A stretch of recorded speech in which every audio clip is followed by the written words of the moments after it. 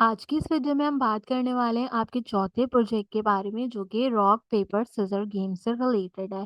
ये computer game होता है जो कि हम कंप्यूटर एंड यूजर के बीच में इंटीग्रेट कराते हैं, जिसमें कंप्यूटर एंड यूजर एक एक ऑप्शन को चूज करते हैं और उसकी बेस के ऊपर या तो गेम विन होता है या तो गेम आपके पास टाई होता है। एक हिसाब से इसमें यूजर जीत सकता है और एक हिसाब से इसमें कंप्यूटर जीत सकता है, और जो तीसरा सिनेरियो रहता है वो हमारे पास यहाँ पे बिटवीन ऑफ देम रहता है, जिसमें हमारे पास हमारा गेम टाई हो जाता है। तो इस गेम को शुरू करना पाइथन में कंसीडर करना है। मैं उम्मीद करूंगी कि आपको आसानी से इस गेम को समझा सकूं। अभी मैंने आपको 2 से 3 बातें बताई, जिसमें हमने जो है वो चीज़ें क्या की, हमने यहाँ पे रेंडमली मॉड्यूल के अकॉर्डिंगली इसको कंसीडर किया। तो जब हम रॉक पेपर सिज़र का गेम करें तो इसमें हमने सबसे पहले अपने मॉड्यूल्स को रैंडमली इंपोर्ट कराना होगा। क्यों हम इसको रैंडमली इंपोर्ट कराते हैं? या तो हमारे पास ये कोई रैंडम मॉड्यूल हो सकता है या फिर नंबर जनरेशन रिलेटेड कोई फंक्शन हमारे पास हो सकता है। तो इसलिए इंपोर्ट रैंडम का यूज़ सिंपली मैंने यहाँ पे किया। अब जैसे हमारे पास रॉक पेपर सिज़र का गेम है, तो हमें क्या करना होगा, इस गेम के अंदर हमने चॉइसेस देनी होंगी। तो मैं यहाँ पे सिंपल लिखती हूँ गेम चॉइसेस, ताकि आपको याद रहे एज़ अ कमेंट। और अपने गेम की जो चॉइसेस हैं वो हम यहाँ पे डिफाइन कर देते हैं। किसके अंदर? वो हम यहाँ पे सिंपली डिफाइन करेंगे अपने लिस्ट के अकॉर्डिंगली। लिस्ट में हमारे पास 3 चीज़ें आएँगी अपने गेम के अकॉर्डिंगली, जैसे कि रॉक, देन इसके बाद हमारे पास simple paper and last but not the least हम सिंपली यहाँ पे सिज़र को यहाँ पे कंसीडर करेंगे। ये 3 चीज़ें इस गेम के अंदर आपके पास मेन एलिमेंट्स कंसीडर किए जाते हैं। अब अगर इस गेम को हम गौर से देखें तो मैंने आपको बताया कि ये प्लेयर एंड कंप्यूटर चॉइस के अकॉर्डिंगली जनरेट किया जाता है। तो अगर हम इसको प्लेयर की चॉइस के अकॉर्डिंगली जनरेट करते हैं तो मैं सिंपली यहाँ पे जो है वो कमेंट करती हूँ प्लेयर चॉइस, ताकि हम जो है वो पहले प्लेयर चॉइस की यहाँ पे कंसीडरेशन दें एंड देन हम यहाँ पे कंप्यूटर चॉइस की कंसीडरेशन देंगे। प्लेयर चॉइस को हम प्लेयर चॉइस के नाम से ही रखते हैं एज अ वेरिएबल, ताकि हमें याद रहे कि हमने यहाँ पे प्लेयर चॉइस के अकॉर्डिंगली इसको कंसीडर किया है। जब हम प्लेयर चॉइस कंसीडर कर रहे हैं तो बेसिकली हो क्या रहा है कि हम प्लेयर से इनपुट मांग रहे हैं। तो आपको पता है पाइथन में जब भी आपने प्लेयर से इनपुट लेना होता है, हम इनपुट की कमांड का यूज करते हैं। तो सिंपल यहाँ पे हमने इनपुट की कमांड का यूज किया और इसके अंदर हमने अपना प्रॉम्प्ट देना होता है। तो मैं एक प्रॉम्प्ट देती हूँ, जिससे कि मैं यहाँ पे यूजर से कहती हूँ कि आप रॉक पेपर और सिज़र में से कोई भी एक चीज़ जो है वो यहाँ पे चूज़ करें आपके अकॉर्डिंगली, ताकि एक चीज़ जब मेरा यूज़र चूज़ कर ले तो दूसरी चीज़ ऑटोमैटिकली मेरे पास कंप्यूटर यहाँ पे यूटिलाइज़ कर ले। अच्छा, एक मेथड आता है हमारे पास यहाँ पे डॉट लोअर का। ये मेथड बेसिकली स्ट्रिंग का मेथड होता है और इसका फ़ायदा क्या होता है कि अगर मेरे यूज़र ने कोई चीज़ कैपिटलाइज़ लिख दी है तो इस मेथड के थ्रू वो खुद बाय डिफ़ॉल्ट यहाँ पे लोअर केस में शिफ्ट हो जाती है। इसी ये वाइस वर्सा में अगर हम जाएँ तो हम कंप्यूटर चॉइस की बात करेंगे, क्योंकि हमारे पास 2 ही यहाँ पे प्लेयर्स हैं, कंप्यूटर एंड हमारा प्लेयर। तो आप कंप्यूटर चॉइस के लिए भी इसको बिल्कुल सिंपल गो टू गो रखेंगे, तो हम इसको यहाँ पे as a variable computer choice define कर देते हैं। जब हम कंप्यूटर चॉइस की बात करते हैं तो यहाँ पे क्या होता है, यहाँ पे चीज़ें रैंडम होती हैं। यूज़र ने तो अपनी मर्ज़ी से कोई भी एक चीज़ सिलेक्ट करनी है रॉक, पेपर या सिज़र में से।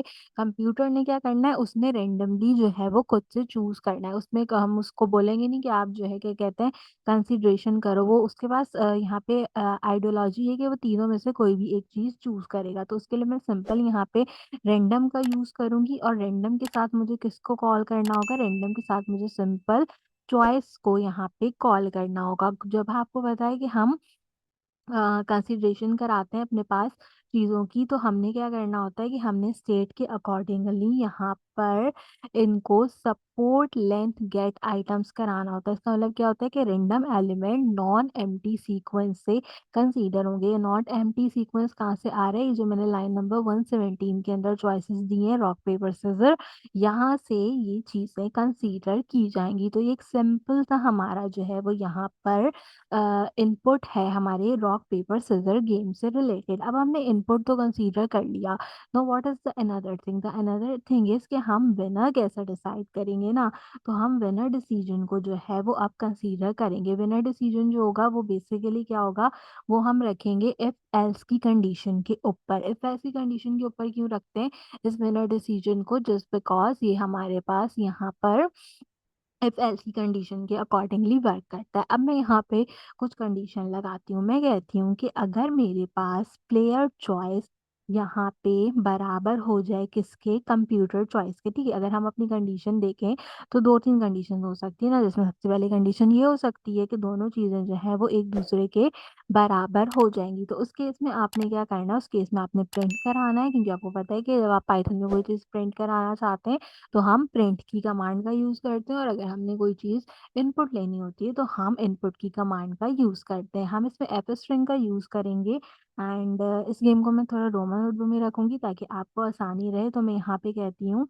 कि दोनों की चॉइस जो है वो इक्वल थी, ठीक है? तो अब दोनों की चॉइस में हमें सबसे पहले यहाँ पे क्या रखना होगा, प्लेयर चॉइस रखनी होगी, और उसके बाद जो है हम क्या रखेंगे, कंप्यूटर की जो चॉइस है वो तो by default he randomly select होगी। तो मैं इसको कह देती हूँ यहाँ पे इट्स अ टाई। अगर आपको बात समझ नहीं आई तो मैं एक मरतब और ये बात बताती हूँ कि इस केस के अंदर मैंने सिंपल एक इफ की कंडीशन दी है कि अगर प्लेयर चॉइस कंप्यूटर चॉइस के बराबर हो तो आपने प्रिंट कराना है कि दोनों की चॉइसेस एक जैसी थी, और यहाँ पे हमारे पास सिंपली टाई हो गया है। अदरवाइज़ आपने क्या करना है, अदरवाइज़ आपने एल्स इफ की कंडीशन का यूज़ करना है और दूसरी चॉइस को कंसीडर करना, अगर इसकी चॉइस जो है वो यहाँ पे वर्क नहीं करती, अगर दोनों में टाई नहीं होता, तो फिर हम क्या करेंगे? अब हम क्या करेंगे, अब मैं यहाँ पे कहूँगी कि अगर प्लेयर की चॉइस जो है वो यहाँ पे बराबर हो जाए किसके, सिंपली रॉक के। 3 चीज़ें ना मेरे पास, रॉक पेपर सीज़र, और साथ में क्या हो, साथ में मेरे पास यहाँ पे कंप्यूटर की जो चॉइस है वो बराबर हो जाए सीज़र के, ठीक है?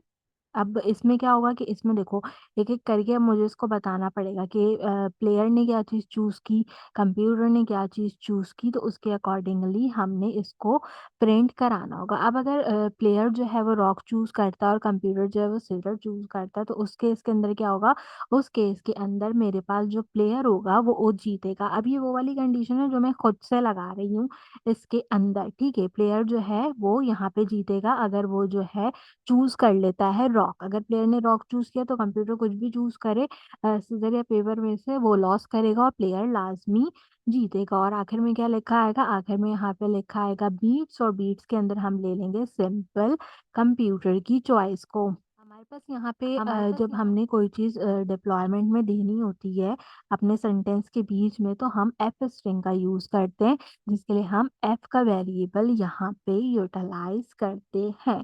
तो इसलिए हमने एफ स्ट्रिंग का यूज़ करते हुए चीज़ों को यहाँ पे डिप्लॉय किया। अब हमारे पास 3 चीज़ें, रॉक, पेपर एंड सीज़र। अब हमने क्या करना होगा, अब हमने एक और एल्स इफ की कंडीशन लगानी होगी, जो कि मैं थोड़ा-सा स्पेस देके यहाँ पे कंसीडर करूँगी, और इस बार मैं कहती हूँ कि अगर मेरे प्लेयर की चॉइस जो है वो यहाँ पे क्या हो जाए, वो यहाँ पे हो जाए सिंपल पेपर, और कंप्यूटर की चॉइस क्या हो जाए भई, कंप्यूटर की चॉइस हो जाए यहाँ पे मेरे पास रॉक। कंप्यूटर की चॉइस जो है मेरे पास हो जाए रॉक। तो उस केस के अंदर क्या होगा, उस केस के अंदर प्लेयर जीतेगा और कंप्यूटर फिर से इस केस के अंदर हमारे पास हार जाएगा। तो ये कंडीशन हम क्या कर रहे हैं, हम खुद ही से इन कंडीशंस को ना यहाँ पे डिफाइन करें। इनको डिफाइन करने का फ़ायदा क्या है? इनको डिफाइन करने का फ़ायदा ये है कि हमने गेम के अंदर जो कंडीशंस बतानी है, उसके अकॉर्डिंगली हम इसको यूटिलाइज़ करें। अब जो आपके पास पहली वाली ही लाइन थी प्लेयर्स वाली, आप दोबारा से ही उसको जो है वो कॉपी पेस्ट कर सकते हैं, बट स्टिल मैं यहाँ पे आपके लिए राइट कर देती हूँ, ठीक है? प्लेयर चॉइस आएगी अब यहाँ पे हमारे पास, और साथ में हमारे पास क्या होगी, कंप्यूटर चॉइस में हम बीट करवाकर इसको यूटिलाइज़ कर लेंगे। अब ना आप इनको अपनी मर्ज़ी से भी चूज़ कर सकते हैं, मतलब अगर आपने वाइस वर्सा कराना हो, तो आप वाइस वर्सा भी करा लोगे जी। अगर जो है वो कंप्यूटर कोई और चीज़ चूज़ करे और फिर प्लेयर कोई और चीज़ चूज़ करे, तो उसके अकॉर्डिंगली भी आप इसको डिफ़ाइन कर सकते हो। लेकिन हम तीनों चीज़ें ही रखेंगे इसी तरीके से कि जो है वो जैसे कंपाइल्ड हो जाए। मैं एक छोटा-सा काम करूँगी और मैं ये करूँगी कि मैं इसी को कॉपी करूँगी, एंड कॉपी करने के बाद मैं यहाँ से पेपर की जगह सिंपल जो है वो सीज़र लिख दूँगी, ताकि हमारे पास यहाँ पे कंपाइलेशन हो जाए, और जो कंप्यूटर होगा वो क्या करेगा, उसके पास आखिरी ऑप्शन जो है वो हो जाएगा पेपर। बाकी की सारी चीज़ें यहाँ पर इसी तरीके से हमारे पास डिप्लॉय रहेंगी। अब हमारे पास 3 चीज़ें थी, रॉक, पेपर एंड सीज़र। अगर हम गौर करके देखें लाइन नंबर 128 में, तो प्लेयर के पास रॉक है जबकि कंप्यूटर के पास सीज़र है। अगर हम लाइन नंबर 131 में देखें तो प्लेयर के पास पेपर है, कंप्यूटर के पास रॉक है। और अगर अगर हम लाइन नंबर 134 में देखें तो प्लेयर के पास सीज़र है और कंप्यूटर के पास पेपर है। तो अगर ओवरऑल देखा जाए तो हमारी जो तीनों चीज़ें थी वो तीनों की तीनों यूटिलाइज़ हुई हैं हमारे पास हमारे गेम के अंदर। Now what is the fourth condition?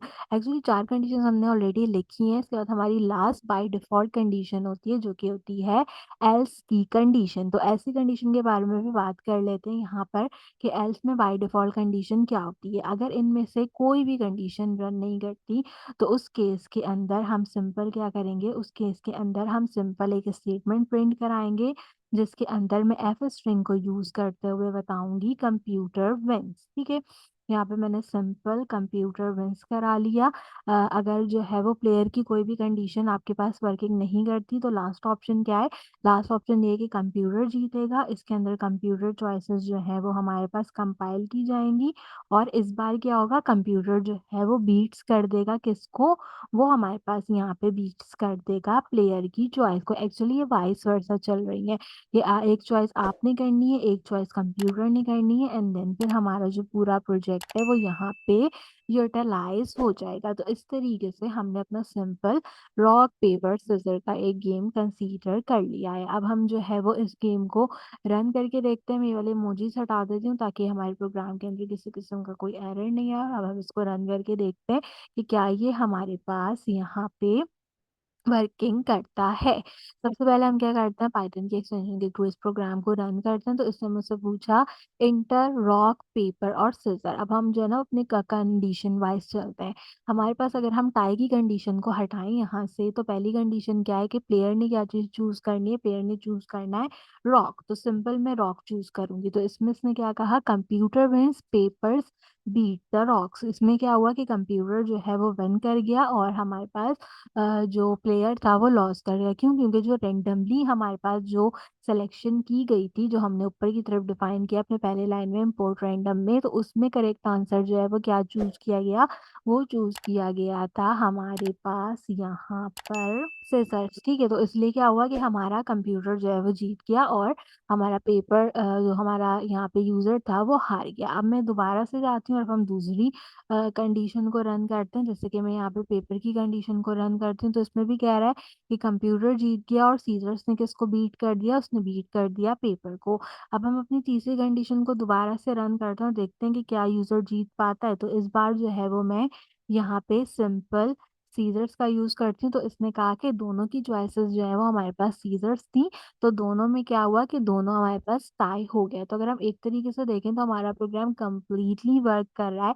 हमारे पास अभी तक की स्टेटमेंट के अकॉर्डिंगली कंप्यूटर 2 बार जीता और 1 बार हमारे पास यहाँ पे इम्पोर्टेंटली क्या चीज़ हो रही है कि टाई हो गया है। तो एक बार आखिरी बार दोबारा चॉइसिंग करेंगे, मैं यहाँ पे पेपर चूज़ करूँगी एंड वी विल सी कि क्या हम इसको अगेन कंसीडर कर पाते हैं। तो आप देखो फिर से यहाँ पे क्या हुआ, फिर से दोनों के बीच में टाई हो गया। अगर मैं एक बार और इसको रन करूँ and I will choose the rock over here तो अभी भी कह रहा है कि कंप्यूटर ने जो है वो इसको गेम को विन कर लिया है और हमारे पास यहाँ पे जो है वो प्लेयर लॉस हो गया। मैं एक बार और इसको रन करती हूँ क्योंकि मैं देखना चाहती हूँ कि हमारे पास प्लेयर यहाँ पे जीतेगा।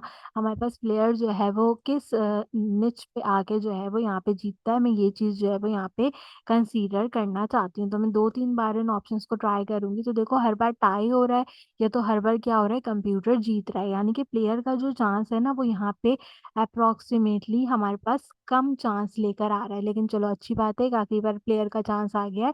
प्लेयर ने जो है वो विन कर लिया और सीज़र ने जो है वो क्या किया यहाँ पर इसको बीट कर दिया। तो तीनों चारों कंडीशंस जो हमने यहाँ पे यूटिलाइज़ की हैं हमारी कंसिडरेशन के अंदर वो यहाँ पे ठीक तरीके से कंपाइल हुई है। मैंने स्पेलिंग में थोड़ी-सी मिस्टेक की है। आप जो है ना इसको स्पेलिंग्स का जो है वो थोड़ा-सा ख़्याल रखिएगा। तो ओवरऑल ये काफ़ी अच्छा प्रोजेक्ट है इफ ऐसे स्टेटमेंट के ऊपर।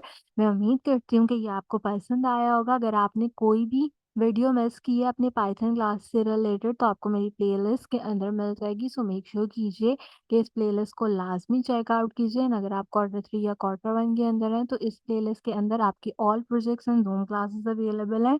तो उन्हें भी लाज़मी चेक कीजिए। फर्दर प्रोग्रेस के लिए फर्दर प्रोजेक्ट्स के लिए मेक श्योर कीजिए कि मेरे चैनल को ज़रूर सब्सक्राइब कीजिए, बेल आइकन बटन को ऑल पे प्रेस कीजिए, कंप्लीटली फ्री है और इससे आपको मेरे आने वाले हर वीडियो का नोटिफ़िकेशन टाइम से मिलता रहेगा। आज की वीडियो अभी के लिए बस इतना ही। आपसे मुलाकात करूँगी अगले वीडियो में किसी और अच्छे टॉपिक के साथ। तब तक के लिए मुझे दीजिए इजाज़त।